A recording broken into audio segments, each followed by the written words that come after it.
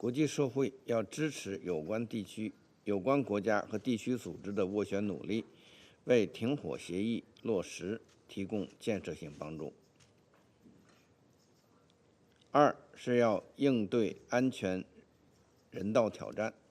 近期，江东地区部分武装团伙不时违反停火协议，造成无辜平民伤亡。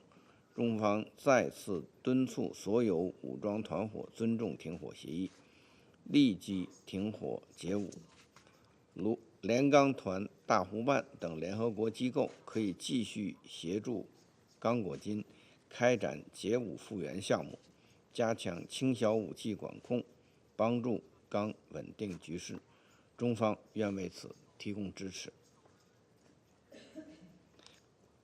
国际社会，特别是传统援助方，要关注刚境内的流离失所危机、猴痘等传染病疫情的蔓延、粮食不安全等问题，提供更多人道资金，缓解人道局势。三是要做好联钢团后续规划。联钢团已完成从南基武撤出，联合国正帮助南基武建设和平，巩固过渡成果，中方对此表示肯定。我们鼓励秘书长在第一阶段撤离工作的基础上，充分总结经验，汲取教训，同刚果金政府加强沟通，对联钢团逐步精简授权，根据现地局势有序推进撤离工作。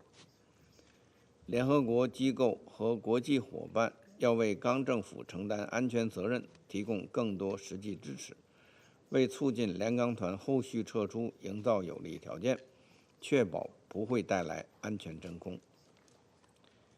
中方欢迎南共体近期将驻刚部队授权延长，支持联钢团和南共体驻刚部队加强协调互补，形成维和合力，同时避免叠床架屋和资源浪费。当前，安理会正在讨论联钢团授权延期，对特派团下阶段的任务进行规划。中方愿建设性参与有关磋商，支持联钢团在凯塔特别代表的带领下，为刚和平稳定继续做出贡献。谢谢主席。I thank the representative of China for their statement, and I now give the floor to the representative of Japan. Thank you, Madam President. I'd like to express my gratitude to SRSG Keita for the briefing and for her determined leadership in MONUSCO. I also thank Ms. Bubarama for her briefing. I welcome Minister of Foreign Affairs of DRC and representative of Rwanda and Angola today. Japan welcomes ongoing diplomatic efforts by DRC and Rwanda to advance the peace process. Significant steps have recently been taken toward putting an end to the conflict that has plagued the local population for decades. Japan commends Angola's mediation efforts, particularly toward the development of the concept of operation for the harmonized plans on the neutralization of FDLR and disengagement of forces, and the new operationalization of enhanced ad hoc verification mechanism to monitor the ceasefire. We also appreciate MONUSCO's support for operationalizing the mechanism. Madam President, while these diplomatic efforts are underway, the humanitarian situation in eastern DRC remains dire. Japan condemns the actions of all armed groups that threaten the civilian population. Japan calls on them to lay down their arms and participate in the disarmament, demobilization, community recovery, and stabilization program. We also demand that all states refrain from providing any support to armed groups, including M23. Japan calls on each government in the region to control the flow of small arms and light weapons, SALW, in a responsible manner, given their significant security and humanitarian impact. On this note, Japan welcomes the holding of the regional forum on SALW in Goma from 8 to 10 October. In this context, MONUSCO's protection of civilian mandate remains key. The deployment of SAMI DRC is also appreciated as it helps create an environment conducive to the implementation of ongoing regional peace efforts. We are encouraged by the strengthened coordination between MONUSCO and SAMI-DRC in line with Resolution 2746. We also commend the Congolese government's effort toward the implementation of the provincial roadmap for the transition in South Kivu. Close alignment between MONUSCO, the UN country team, the government, and the key regional and international partners is essential to bringing lasting peace and stability. Madam President, the importance of protection of civilians cannot be emphasized enough in the context of the conflict in DRC. Japan underscores that the primary responsibility for this lies with the Congolese National Police. Through our ODA implementation agency, JICA, Japan has supported institutionalization of community policing and police training in Kinshasa and extended this experience to Tanganyika province, where 120 officers are currently undergoing training provided through IOM in collaboration with the Peace Building Fund. This support will contribute to strengthening the rule of law and preventing recurrence of conflict. Madam President, Japan recognizes the important role of MONUSCO in bringing peace and stability to the DRC. We will constructively join the discussion on the extension of the mission's mandate until our current Security Council term ends at the end of this year. Japan will continue to support peace-building efforts in the DRC in order to ensure human security and that each individual will have opportunities and choices to fulfill his or her potential. I thank you, Madam President. I thank the representative of Japan for their statement, and I now give the floor to the representative of Slovenia. Thank you very much, Madam President.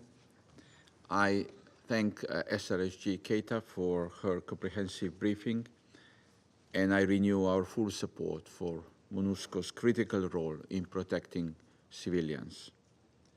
I also wish to thank Ms. Pasi Mubalama for her passionate testimony and for her recommendations.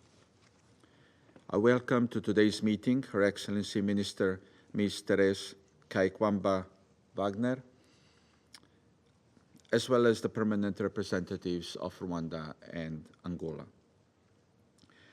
While encouraged by positive steps to achieve sustainable peace, we remain concerned about the worsening security and humanitarian crisis in eastern DRC. Deadly attacks by armed groups, particularly M23, ADF, and Codeco, continue to inflict relentless suffering on civilians.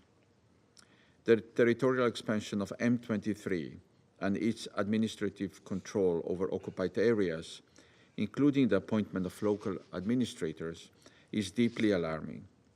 Slovenia strongly condemns these actions and calls on all armed groups to disarm and withdraw. The violence has exacerbated one of the world's largest displacement crises. It has worsened food insecurity and fueled an alarming rise in sexual and gender-based violence, as we just heard this morning. Perpetrators must be held accountable.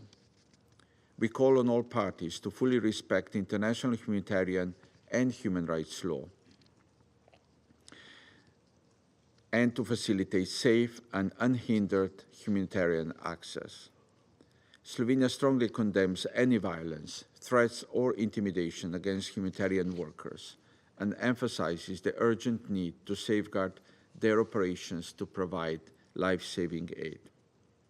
Slovenia also reiterates its call for all states to cease supporting armed groups, including M23 and FDLR.